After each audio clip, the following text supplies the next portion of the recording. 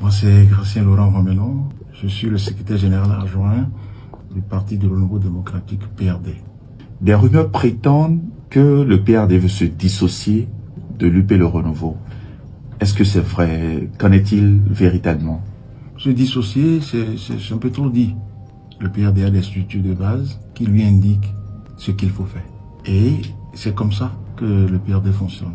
Le PRD ne prend pas des décisions à l'emporte-pièce. La preuve est que pour se mettre ensemble avec l'UP, pour devenir l'UP Le Renouveau, il a fallu que des consultations se passent, qu'on s'accorde sur le minimum à la base, que les militants acceptent d'aller vers cette aventure avec l'UP Le Renouveau.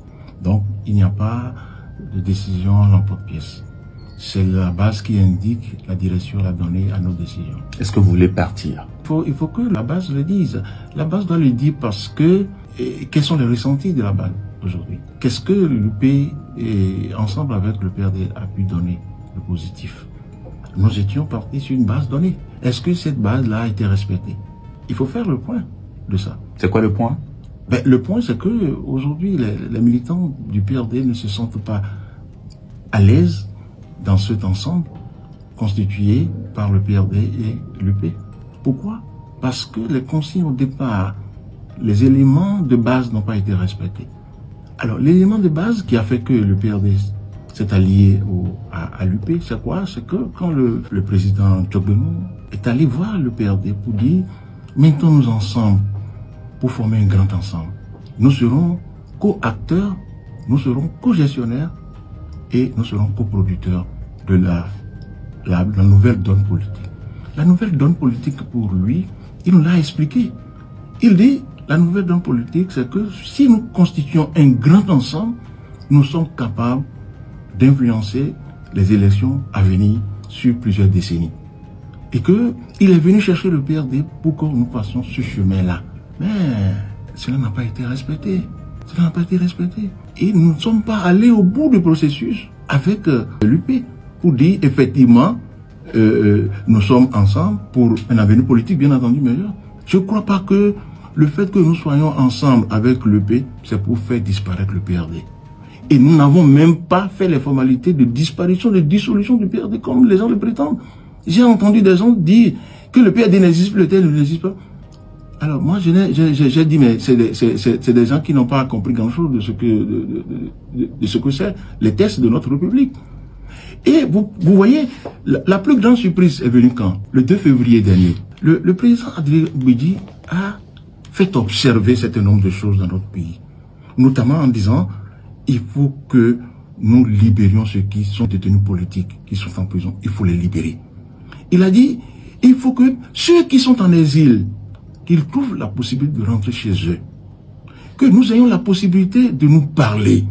Parce que dans la République, on a voté des lois d'exclusion. Il faut avoir l'honnêteté de le dire. On a voté des lois d'exclusion. Même le PRD est dans le cas d'exclusion. Nous avons été exclus en 2019. En 2020, aux élections communales, on dit le PRD a eu 5%. C'est faux, le PRD n'a pas 5%. Le PRD vaut plus de 27% de nos électorats. Personne ne peut me démontrer le contraire. Ce qui s'est passé, ils le savent. Et donc, quand le président dit, voyons-nous ensemble pour gérer nos problèmes ensemble, que ceux qui sont en exil puissent rentrer pour parler du développement de leur pays. Ceux qui sont en prison, il faut les libérer. Alors, il a fallu qu'il ait dit ça pour réveiller les vieilles querelles, des injures par-ci, par-là, pour une personnalité de la République. 3 fois président de l'Assemblée nationale. Vous imaginez, ailleurs on respecte cette de personnalité. On l'a injurié, on est allé dans sa famille, sa vie privée, on a tout raconté de mauvaises choses sur sa personne. Alors, le secrétaire général du parti de PRD a écrit justement une lettre, n'est-ce pas, pour dire un peu sa désolation, pour dire ce qui se dit là. Ce n'est pas normal. Le secrétaire général a écrit la lettre le 17 avril dernier. Et j'étais là, le 21 mai, quand je reçois un coup de fil du ministère de l'Intérieur. Au bout de fil, on m'a dit que c'est la direction générale des partis politiques, que j'ai un courrier. Je suis allé chercher le courrier. Et dans le courrier, c'est horrible ce que j'ai lu dans ce courrier. On m'a dit que j'ai utilisé les attributs de PRD, qui est un parti qui n'existe plus dans les tests du ministère de l'Intérieur. Ça m'a choqué quand j'ai vu ça. Ça m'a choqué et ça a choqué plus d'un parce que ça se disait et je prenais ça pour des traites. Mais ce n'est pas possible ça. Parce qu'il y a des préalables. Et quand ça s'est passé ainsi, nous avons donc écrit au ministre de l'Intérieur. On a écrit au ministre de l'Intérieur pour lui signifier que l'accord de fusion sur lequel il s'est fondé dans sa lettre a été signé le 21 août 2022. Alors que le 26 août, donc après la signature de cet accord, le même ministre a donné le récépissé définitif d'existence du PRD. Donc c'est postérieur. Le 21 août, le 26 août.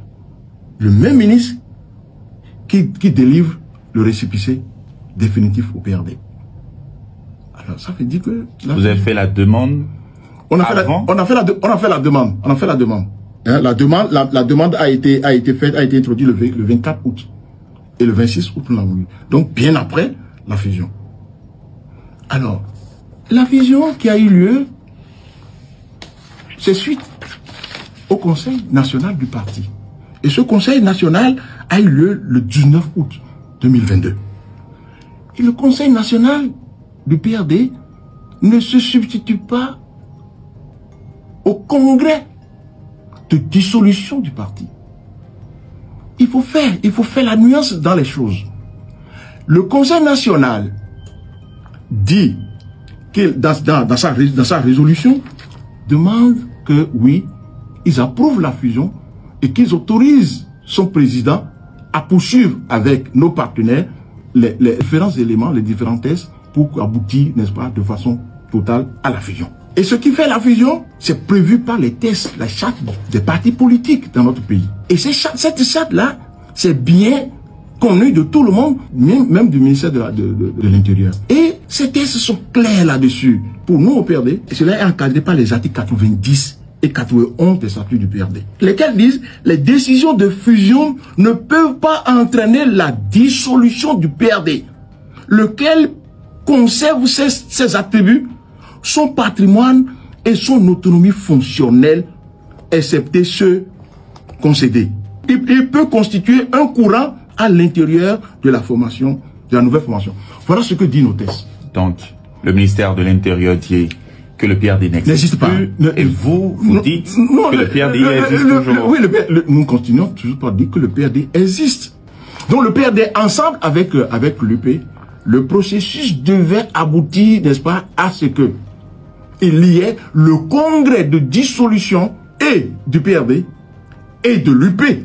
Et cela, lorsque nous allons au congrès de cette dissolution, il faut que la loi est claire là-dessus, nos tests sont clairs, les tests au niveau de l'UP aussi sont clairs là-dessus. Il faut regrouper 3 quarts des congressistes. Nous n'avons rien fait de tout ça. Donc, nous sommes dans un contexte de fusion. Nous ne sommes pas allés au bout, n'est-ce pas, de ce qu'on doit faire. Quand vous entendez, c'est que cette fusion entre l'UP et le PRD n'a pas fonctionné. Ça n'a pas fonctionné. Il faut être clair, ça n'a pas fonctionné. Et il faut trouver un moyen. Le bilan est négatif? Je ne peux pas parler en termes de bilan négatif ou en termes de bilan positif. Je dis ça n'a pas fonctionné. Vous avez dit que les militants ne sont pas contents. Il faut que, on dit, les tests, c'est-à-dire les préalables par lesquels le PRD s'est associé à l'UP, c'est qu'il faut respecter ses fiefs. Le PRD aujourd'hui n'est pas content. Qu'est-ce que vous faites? Quelle est votre démarche? Vous quittez ou vous restez en n'étant pas content? C'est la base qui rend... Oui, mais vous avez dit que les militants également ne sont pas contents. Mais si les militants ne sont pas contents, il faut que ça se formalise. Que nous ayons des consultations. On peut se parler à 2, à 3, à 4. Mais dans le cercle des structures organisées du parti, il faut que les discussions se fassent. Donc jusqu'à présent, il n'y a... Nous avons commencé les consultations. Les consultations ont commencé au niveau... Et je vous livre en quelque sorte l'état d'esprit des militants aujourd'hui. Après la consultation donc de vos militants, oui, quelle sera la prochaine étape? C'est la décision au niveau des instances du parti. Est-ce qu'aujourd'hui il y a des tractations? Ben oui, non, de toute façon, nous ne sommes pas... Du PRD, du du grand ensemble. Oui, c'est clair que le problème se pose déjà. On pose déjà les bases que le PRD se retire de cet ensemble-là. Ce sera fait quand? Non, se retirer, les nouveaux tests nous permettent de nous mettre ensemble dans un autre creuset par des accords de gouvernance et autres. Et nous serons plus forts.